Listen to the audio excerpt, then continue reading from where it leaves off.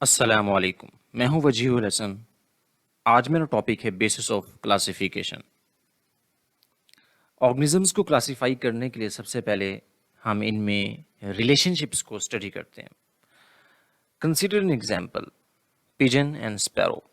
Pigeon और sparrow में very close similarities exist करती हैं, यानी कि इनमें जो एक जैसी खसूसियात हैं वो ज़्यादा हैं और डिफरेंसेस कम हैं एज़ कम्पेयर टू इंसेक्ट। ये हाउस फ्लाई है और इसकी बनिस्बत स्पैरो और पिजन में जो सिमिलरिटीज़ हैं वो ज़्यादा हैं, डिफरेंसेस कम हैं। तो हम इन दोनों को एक ही ग्रुप में प्लेस कर देंगे, यानी कि क्लास एवीज़ में, जिन्हें हम बर्ड्स बोलते हैं, उसमें प्लेस कर देंगे और इसको क्लास इंसेक्टा में रखा जाएगा, इंसेक्ट्स की ग्रुप में इसको प्लेस कर दिया जाएगा। तो बेसिस ऑफ क्लासिफिकेशन की जो सबसे पहली बुनियाद है वो रिलेशनशिप बिटवीन ऑर्गेनिजम्स। ये जो रिलेशनशिप है ये ऑर्गेनिजम्स में सिमिलैरिटीज़, यानी कि उनमें कौन सी खसूसियात एक जैसी हैं, और डिफरेंसेस पर डिपेंड करता है और कौन सी खसूसियात डिफरेंट हैं। ऑर्गेनिजम्स का जो एक्सटर्नल स्ट्रक्चर है वो बहुत इंपॉर्टेंट है उनको क्लासीफाई करने के लिए।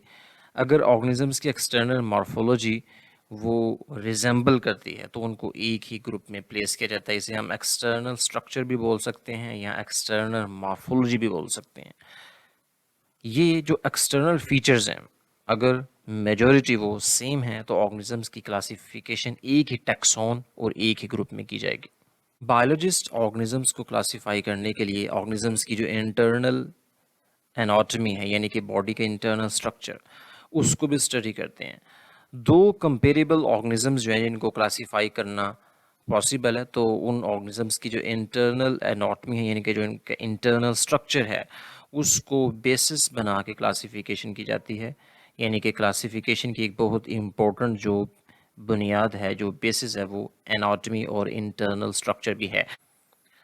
ऑर्गेनिजम्स को क्लासिफाई करने के लिए बायोलॉजिस्ट, फॉर एग्जांपल दो ऑर्गेनिजम्स हैं स्पैरो और पिजन, उनको क्लासिफाई करने के लिए उनका डीएनए, यानी कि उनमें क्रोमोसोम्स की तादाद को भी स्टडी किया जाता है।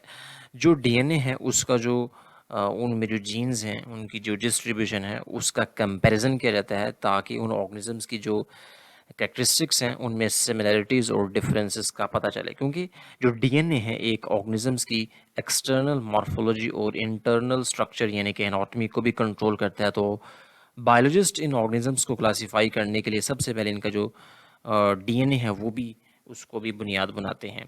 तो comparison of DNA provides basis of classification, क्योंकि ये जो डीएनए है यही ऑर्गेनिजम्स की जो एक्सटर्नल स्ट्रक्चर है उसको कंट्रोल करता है और इंटरनल एनाटॉमी बनाने में भी डीएनए का बहुत इंपॉर्टेंट रोल है। डीएनए की कंपैरिजन से हम दो ऑर्गेनिजम्स को एक ही ग्रुप में प्लेस कर सकते हैं या डिफरेंट ग्रुप्स में।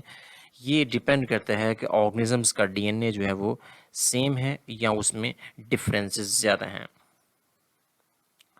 Stages of development are also very important.